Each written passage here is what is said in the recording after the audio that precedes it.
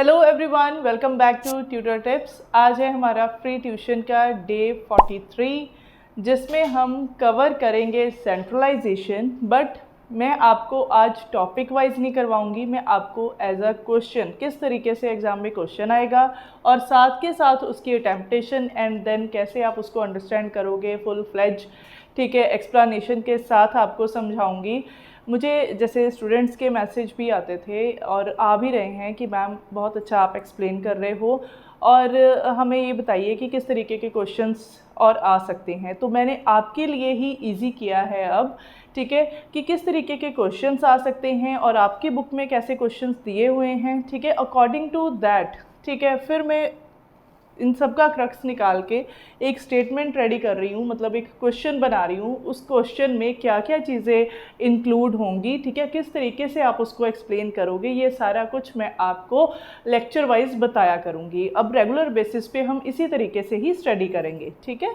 तो होंगे वही टॉपिक्स, लेकिन क्या है कि आपको पहले पता होगा कि क्या क्वेश्चन है और एग्ज़ाम में भी कैसा क्वेश्चन आना है, एंड उसके बाद क्या है कि हम किस तरीके से उसको जो है एक्सप्लेन करेंगे या कैसे उसको हमने समझ के लिखना है, राइट। तो चलिए शुरू करते हैं। जैसे क्वेश्चन है, define centralization, also explain the factor effecting centralization of authority, ठीक है। आपकी बुक में भी इसी तरीके से ही क्वेश्चन था कि सेंट्रलाइजेशन क्या है and what are the advantages and disadvantages of centralization, ठीक है, and then discuss the factors, ठीक है। अब देखिए मैंने क्या किया, पहले जो मेन चीज़ थी उसको मैंने नोट डाउन किया, क्योंकि सेंट्रलाइजेशन जब आपने मीनिंग को अंडरस्टैंड करना है देन ऑटोमेटिकली इजी वे में आप समझ जाओगे कि किस तरीके से उसके एडवांटेजेस बन सकते हैं, ठीक है। तो क्या है, समझने वाली मेन बात क्या है, सबसे पहले कि आपको सेंट्रलाइजेशन का मतलब पता होना चाहिए। देन मोस्ट इम्पॉर्टेंट क्या है यहाँ पे, factor effecting centralization of authority. कौन कौन से फैक्टर्स हैं जो इफ़ेक्ट करते हैं सेंट्रलाइजेशन अथॉरिटी को, सेंट्रलाइजेशन ऑफ अथॉरिटी को, राइट। अब इसके बाद हम इसके एडवांटेजेस एंड डिसएडवांटेजेस को स्टडी करेंगे, जो क्या है आपके लिए और ज़्यादा इजी हो जाएंगे समझने एंड लर्न करने, ठीक है। तो चलिए शुरू करते हैं। जैसे है यहाँ पे मैंने लिखा डिफाइन सेंट्रलाइजेशन, ठीक है। तो सबसे पहले आपने क्या करना है, मीनिंग के साथ उसकी डेफिनेशन देनी है, ठीक। पहले लिखा मीनिंग, ठीक है, देन मीनिंग की 4 लाइन्स आपने लिखनी है, ठीक है। देन उसके बाद डेफिनेशन, एक डायग्राम बनाओगे एज इट इज़, जैसे मैं आपको हमेशा लेक्चर्स में बताती हूँ।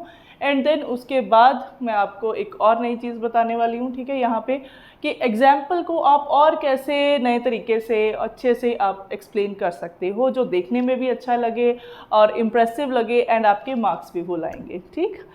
अब देखिए मीनिंग में क्या लिखना है, it means decision making power in the hands of single manager, ठीक है। सिंपल सा एक लाइन में मतलब समझिए क्या है सेंट्रलाइजेशन, ठीक है।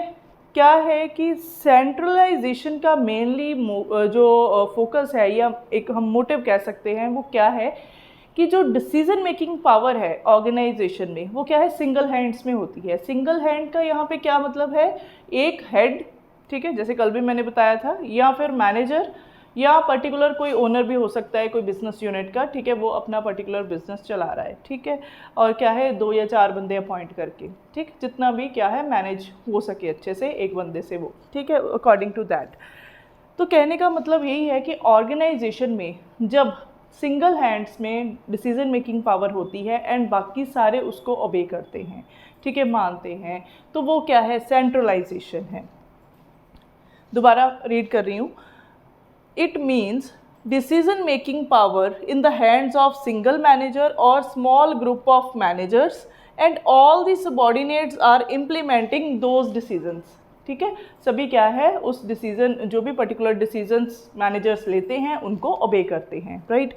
अब दूसरी बात, as the professional scope of such organization is limited, so a single manager can perform all the managerial functions and run the operations of the organization successfully, ठीक है। जहाँ पे क्या है ऑपरेशनल स्कोप जो है वो लिमिटेड है, ठीक है। जैसे हम ये कह सकते हैं कि कोई भी बिजनेस कंसर्न या ऑर्गेनाइजेशन जो क्या है स्मॉल लेवल पे जिसके ऑपरेशंस रन होते हैं या फंक्शंस परफॉर्म होते हैं, वैसी ऑर्गेनाइजेशंस में सेंट्रलाइजेशन जो है वो ज़्यादा पॉपुलर है, या हम ये कह सकते हैं उसका स्कोप जो है वहाँ पे ज़्यादा वाइडर है, ठीक, ये तो था मीनिंग का पार्ट। अब देखिए डेफिनेशन, ठीक है, सेम एज इट इज़ जैसे मैं आपको बताती हूँ कि आपने क्या करना है, अपने ऑथर के जो भी आपको अच्छा लगे, सही लगे, अकॉर्डिंग टू दैट आप उस ऑथर की डेफिनेशन लिख सकते हो। ठीक है, जैसे यहाँ पे मैंने हेनरी फ्योल की डेफिनेशन दी है। डेफिनेशन क्या कहती है, everything which goes to increase the importance of subordinates role. जहाँ पे क्या है, सबॉर्डिनेट का रोल्स जो है, उसके जो रोल्स हैं, ठीक है, सबॉर्डिनेट्स के जो रोल्स हैं उनको ज़्यादा इंपॉर्टेंस दी जाती है, वो क्या है, डिसेंट्रलाइजेशन, राइट। तो देन कहते everything which goes to reduce it, it is centralization. सीधा सीधा मतलब यही है ये वाली लाइन का और इसका, ठीक है, जो निचोड़ है वो इस डेफिनेशन में निकल रहा है कि जहाँ पे सबॉर्डिनेट्स के जो रोल्स हैं, ठीक है, उनकी इम्पोर्टेंस ज़्यादा है, इट मीन्स वहाँ पे क्या है, डिसेंट्रलाइजेशन है। मतलब क्या है, डिसीजन मेकिंग पावर जो है वो स्कैटर हो गई, ठीक है। तो जहाँ पे सबॉर्डिनेट्स के जो रोल्स हैं वो लिमिटेड हैं and they are having very limited power to do that particular work, ठीक है। एंड जो भी वर्क होता है वो सुपीरियर के द्वारा ही दिया जाता है, जो भी टास्क वही सबॉर्डिनेट्स परफॉर्म करते हैं, वो सेंट्रलाइजेशन होता है, राइट। तो डेफिनेशन ये है, आपको जिस भी ऑथर की डेफिनेशन अच्छी लगे आप लिख सकते हो, वैसे ये भी बहुत ईजी है। उसके बाद ये देखिए एक छोटा सा डायग्राम, ठीक, वेरी वेरी ईजी। यहाँ पे मैंने लिखा decision making eight one place, ठीक है, एक ही प्लेस पे डिसीजन मेकिंग हो रही है। मतलब सेंटर में जो बंदा है, ठीक है, वो क्या है, मैनेजर जी बैठे हुए हैं, और जो आसपास हैं वो क्या है, इंडिविजुअल्स, जो ऑर्गेनाइजेशन के एम्प्लॉयज़ हम कह सकते हैं, या सबॉर्डिनेट्स कह सकते हैं, जो इस महाशय के अंडर वर्क कर रहे हैं, ठीक है, वो क्या है, इन जो भी डिसीजंस हैं जो ये मैनेजर साहब ले रहे हैं, तो देन क्या है, उनको वो मान के चलते हैं, ठीक है। आई होप आपको बहुत ही इजीली ये चीज़ समझ आ गई है। अब देखिए आगे, this is the example of centralization, right. अब देखिए यहाँ पे क्या है, मैकडोनल्ड का आपको दिख रहा होगा साइन, अब मुंह में पानी भी आ रहा होगा, ठीक है। मैंने कुछ बर्गर बनाने की भी कोशिश करी है यहाँ पे, ठीक है, तो देख के हंसी भी आ रही है क्योंकि मेरी ड्राइंग वैसे इतनी अच्छी नहीं है, बट मैंने कोशिश करी है आपको अकॉर्डिंग टू दैट समझाने की, ठीक है। तो मैकडोनल्ड में देखिए क्या है, सेंट्रलाइज्ड मैनेजमेंट एंड स्टैंडर्डाइजेशन है। मतलब जो भी, जैसे आप भी जाते ही होंगे, ठीक है, देखते भी होंगे कि जब मैकडी, चाहे आप दिल्ली में चले जाओ, ठीक है, चाहे आप जलंधर चले जाओ, लुधियाना चले जाओ, कहीं भी चले जाओ, ठीक है, तो वहाँ पे बर्गर का जो टेस्ट आपको दिल्ली में मिलेगा, सेम वही टेस्ट जलंधर में होगा, वही लुधियाना में होगा। अब वो कैसे है, ठीक है, उसका क्या मतलब है कि जो रेसिपीज़ है, ठीक है, या जो भी पर्टिकुलर वे है बर्गर बनाने का, ठीक है, वो क्या है, एक सेंट्रलाइज्ड अथॉरिटी है, मैनेजमेंट है, उनके ऑर्डर्स के अकॉर्डिंगली ही वो सारी चीज़ें जो है बनती हैं, मैनेज होती हैं, ठीक है, कि किस तरीके का पिकल यूज़ होगा, कौन सी जो टिक्की है वो यूज़ होगी, ठीक है, कैसा जो सैलड है वो यूज़ होगा, और कितनी क्वांटिटी होगी। हर एक चीज़ का एक स्टैंडर्ड फिक्स है जो टॉप लेवल मैनेजमेंट ने ऑलरेडी फिक्स किया है, चाहे फ्रेंचाइजीज़ वर्ल्ड के किसी भी कॉर्नर में हो, ठीक है। जो रेसिपी है, ठीक है, जो बर्गर्स जो है, चाहे वेजिटेरियन है, नॉन वेजिटेरियन है, तो अकॉर्डिंग टू दैट क्या है, वो सेम होगी, ठीक है, एंड टेस्ट भी जो है वो सेम होगा। उसका कारण क्या है कि डिसीजन मेकिंग पावर जो है वो एक ही पर्सन के पास है, ठीक है, एंड वो क्या है, वही डिसीज़न अपने, मतलब जो भी पर्टिकुलर आउटलेट्स या हम ये कहते हैं कि उनकी फ्रेंचाइजीज़ हैं, ठीक है, जगह जगह पे, तो हर एक जगह पे वो अपने ही डिसीजंस के लिए वर्क, मतलब जो भी वो पर्टिकुलर डिसीजंस दे रहा है, ठीक है, सबॉर्डिनेट्स जो हैं या फिर मतलब जो पर्टिकुलर ऑर्गेनाइजेशन उसके साथ जुड़े हुए हैं, ठीक है, मैकडी के साथ जुड़े हुए हैं, अकॉर्डिंग टू दैट वर्क करते हैं, ठीक है। जितने भी एम्प्लॉयज़ हैं, या सपोज हम ये कहते हैं शेफ़ रखे हुए हैं उन्होंने, ठीक है, बर्गर्स बनाने के लिए, या बंदे जो भी अपॉइंट किए हैं, तो क्या है, उनकी रेसिपी के अकॉर्डिंगली ही वो चलते हैं, ठीक। तो यही चीज़ यहाँ पे मैंने लिखी है, the exact same number of pickles is put on each burger no matter where you are in the world, ठीक है, ये मैटर नहीं करता कि आप कहाँ पे हो, ठीक है। तो जो नंबर ऑफ पिकल्स जो है वो बर्गर में ऐड ऑन होंगे वो हर एक जगह आपको वैसे ही वैसे मिलेंगे, ठीक। तो आई होप आपको ये बहुत ही अच्छे से समझ आया होगा, ठीक है। तो चलिए अब मैं आपको करवाऊंगी आगे फैक्टर्स, ठीक है, factors affecting centralization of authority. अब हम डिस्कस करेंगे फैक्टर्स एडवांटेजेस एंड डिसएडवांटेजेस। ठीक है, देखिए ऑर्गेनाइजेशंस में ना मैनेजमेंट जो है सम टाइम क्या है सेंट्रलाइजेशन के लिए ज़्यादा विलिंग होती है। ठीक है, क्योंकि क्या है कि ऑर्गेनाइजेशन को कैसे इफ़ेक्टिवली रन करना है, कैसे फंक्शंस परफॉर्म होने हैं, ठीक है, कि कोऑर्डिनेशन अच्छी बनी रहे। सो कुछ ऐसे फैक्टर्स हैं जो क्या है पॉजिटिवली इफ़ेक्ट करते हैं ऑर्गेनाइजेशन को बाय अडॉप्टिंग द सेंट्रलाइजेशन। ठीक है, तो वो कुछ पॉइंट्स हैं, अभी हम इसको डिस्कस करेंगे वन बाय वन। जैसे फर्स्ट है for achieving uniformity of action. ठीक है, जब क्या है कि मैनेजमेंट ये चाहती है कि हर एक जो काम है उसमें यूनिफॉर्मिटी आए, सेम डिट्टो सेम उसी मैनर में परफॉर्म हो जैसे ऑर्डर दिया गया है, जैसे टास्क परफॉर्म करने के लिए दिया गया है, या जैसे हमारे प्री डिटरमाइंड गोल्स हैं। ठीक है, अकॉर्डिंग टू दैट हर एक फंक्शन अच्छे से परफॉर्म हो। ठीक है, तो इसमें आप ये कह सकते हो कि जैसे unity of command and unity of direction principle जो है वो मेनली ज़्यादा इसमें जो है फोकस करता है, क्योंकि क्या है कि इसमें एक ही हेड है, एक हेड के द्वारा दी गई डायरेक्शन एंड उसका ऑर्डर वो सभी के सभी इंडिविजुअल्स जो ऑर्गेनाइजेशन में उनके अंडर वर्क करते हैं वो मानते हैं। ठीक है, तो इससे क्या है कि एक ही डायरेक्शन में सभी वर्क करते हैं, तो जो भी एक्शंस जो भी फंक्शंस वो परफॉर्म करते हैं उनमें यूनिफॉर्मिटी आती है। उसके बाद है सेकंड पॉइंट फैसिलिटेटिंग इंटीग्रेशन। ठीक है, इसमें भी यही है कि जो भी पर्टिकुलर वर्क परफॉर्म हो रहा है सेम मैनर में according to policies rule and regulations perform हो। देन है third point for promoting personal leadership. जैसे मैनेजर है ना, मैनेजर को अगर नंबर ऑफ़ टास्क दे दिए जाते हैं परफॉर्म करने के लिए according to his ability, then क्या है कि वो उसकी जो पर्सनल लीडरशिप है उसको भी प्रमोट किया जाता है, क्योंकि वो क्या है उसकी एक एबिलिटी होती है, एक कैपेसिटी बन जाती है कि उसने किस तरीके से कंट्रोल करना है अपने ओवरऑल जितने भी सबॉर्डिनेट्स हैं ऑर्गेनाइजेशन में वर्क कर रहे हैं, और कैसे उनको सही डायरेक्शन में वर्क करवाना है। ठीक है, देन है fourth and last point for handling emergencies. ठीक है, एमरजेंसी केसेस में, ठीक है, जब कोई डिसीज़न लेना है या कुछ चेंजेस करनी है तो देन सेंट्रलाइजेशन में इजी रहता है, क्योंकि मैनेजर जिसने पहले डिसीज़न लिया था सेम वही अकॉर्डिंग टू सिचुएशन, ठीक है, क्या है उस डिसीज़न को चेंज कर सकता है। ठीक है, उसको जैसे भी है अकॉर्डिंग टू सर्कमस्टांसेस उसको थोड़ा सा मोल्ड कर सकता है। ठीक है, तो इसमें क्या है नंबर ऑफ़ पर्सन्स की राय लेने की ज़रूरत नहीं है, क्योंकि जब ज़्यादा कोई है अपने व्यूज़ देते हैं या सजेशंस देते हैं तो सम टाइम वो पर्सन कंफ्यूज हो जाता है। तो सेंट्रलाइजेशन में बेसिकली क्या है एक ही करता धरता है भाई, एक ने ही डिसीज़न लेने हैं, उसकी बात कोई सभी ने मानना है। तो then if a manager is capable to do so, तो देन क्या है अकॉर्डिंग टू दैट हर एक वर्क जो है अच्छे से परफॉर्म होगा। और अगर एमरजेंसी में कोई ऐसी कंडीशन आ जाती है कि अगर जो प्री डिटरमाइंड गोल्स थे उनमें जो फंक्शंस परफॉर्म हो रहे थे उसमें कुछ चेंजेस करनी है according to changes the environment, ठीक है, तो देन अकॉर्डिंग टू दैट वो डिसीज़न जो है अच्छे से ले सकता है। तो ये फैक्टर्स हैं जो क्या है पॉजिटिवली इफ़ेक्ट करते हैं एक मैनेजमेंट को, अगर क्या है सेंट्रलाइजेशन को वो अडॉप्ट करती है। राइट, अब है एडवांटेजेस एंड डिसएडवांटेजेस। सेंट्रलाइजेशन के एडवांटेजेस क्या हैं? यूनिफॉर्मिटी, सेम जैसे हमने पढ़ा कि हर एक वर्क जो है अच्छे से परफॉर्म होता है, यूनिफॉर्मिटी आती है क्योंकि एक ही हेड से मिला हुआ टास्क है, एक ही हेड का ऑर्डर है और उसी की कमांड को सभी फॉलो कर रहे हैं। देन है कोऑर्डिनेशन, सभी में कोऑर्डिनेशन बनती है क्योंकि सभी क्या है एक टीम में काम करते हैं अपनी ऑर्गेनाइजेशन के लिए। ठीक, देन है इकोनॉमीज़। अब यहाँ पे इकोनॉमीज़ का क्या मतलब है? जब क्या है, मैं सीधी सी लैंग्वेज में आपको मतलब समझाती हूँ।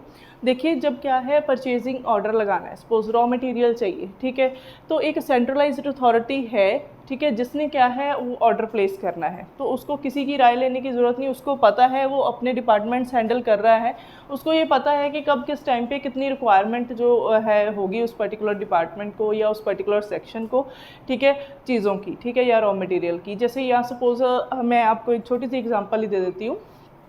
ग्रॉसरी स्टोर है छोटा सा, ठीक है, उसका जो ओनर है, ठीक है, उसने 4 बंदे रखे हुए हैं काम करने के लिए, राइट, और क्या है एक उसकी शॉप है और उसने क्या है उसको 2 या 3 पार्ट्स में डिवाइड किया हुआ है, ठीक है, जैसे ग्रॉसरी का या वो स्नैक्स का, ऐसे कोल्ड ड्रिंक का अलग अलग ऐसे बनाए हुए हैं। लेकिन क्या है वो डिसीज़न खुद लेता है, वो खुद चेक करता है कि कितना स्टॉक रह गया है और कितना आगे मैंने और परचेज़ करना है। तो इसमें क्या है कि सारे का सारा डिसीज़न जो है उसी के ऊपर होता है और उसको पता होता है कि आने वाले टाइम में किस चीज़ की रिक्वायरमेंट है। तो देन जब क्या है बल्क बल्क में चीज़ एक ही बारी ऑर्डर करने से आ जाती है तो देन क्या है उसमें जो ट्रांसपोर्टेशन कॉस्ट है या और अदर खर्चे जो हैं, ठीक है, वो क्या है कम होते हैं एज़ कम्पेयर टू बार बार ऑर्डर लगाने के। ठीक है, फिर उसमें क्या है ट्रांसपोर्टेशन का खर्चा बढ़ जाएगा। ठीक है, जो भी ऑर्डर प्रोसेसिंग है उसमें भी जो भी चार्जेस हैं वो लगेंगे। ठीक है, तो ये चीज़ है। तो इसीलिए क्या है अगर सेंट्रलाइजेशन है तो क्या है उसमें ये पॉजिटिव पॉइंट है कि कॉस्ट कटिंग जो है वो होती है। ठीक, एंड देन उसके बाद है फैसिलिटेट इवैल्यूएशन। अब इसका क्या मतलब है, फीडबैक। ठीक है, कि जब आपके एम्प्लॉयज़ अकॉर्डिंग टू आपके बनाई हुई पॉलिसीज़, प्रोसीजर्स, मेथड्स, टेक्निक्स को अडॉप्ट करके कोई भी वर्क करते हैं तो देन आप उनसे डायरेक्टली जो है रिपोर्टिंग करते हो। तो देन वन बाय वन आपको ये पता लगता है कि किस तरीके से वो काम कर रहे हैं, कहाँ पे वो स्टैंड कर रहे हैं, किस लेवल पे उन्होंने आउटपुट दी है और उनकी एफिशिएंसी क्या निकल के आई है। देन उसके बाद है डिसएडवांटेजेस।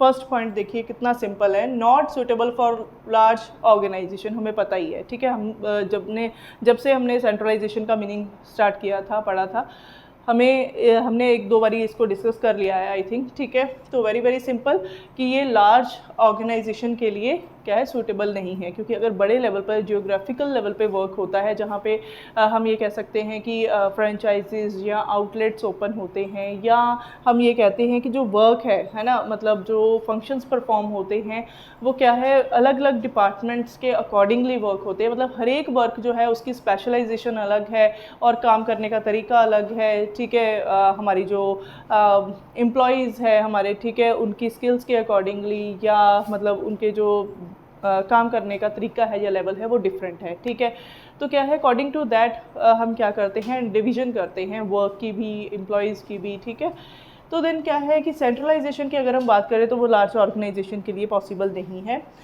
आगे है overburden on few. Overburden on few का यहाँ पे क्या मतलब है, जैसे सेंट्रलाइजेशन में हमने पढ़ा था कि फ्यू मैनेजर्स के पास पावर होती है डिसीजन लेने की ना, सेम वही चीज़ यहाँ पे है। फ्यू वर्ड इसीलिए यहाँ पे यूज़ हुआ है, ठीक है, कि ओवरबर्डन हो जाता है जब क्या है decision making power few hands में होती है। ठीक, कि जब कुछ लोग जो है वो पूरी की पूरी ऑर्गेनाइजेशन को मैनेज कर रहे हैं तो देन क्या है ओवरबर्डन हो जाता है। ठीक है, क्योंकि हर एक चीज़ को संभालना, स्पेसिफिकली उसको देखना, ठीक है, क्या उससे रिलेटेड रिक्वायरमेंट हो सकती है, कैसा वर्क परफॉर्म करना है, एम्प्लॉय क्या कर रहा है, and so many more things. ठीक है, तो उन सभी चीज़ों को ध्यान में रखना तो क्या है ये थोड़ा सा बर्डन वाला काम हो जाता है। तो ये कहीं ना कहीं डिसएडवांटेज भी है सेंट्रलाइजेशन का। देन है नो पॉसिबिलिटी फॉर स्पेशलाइजेशन।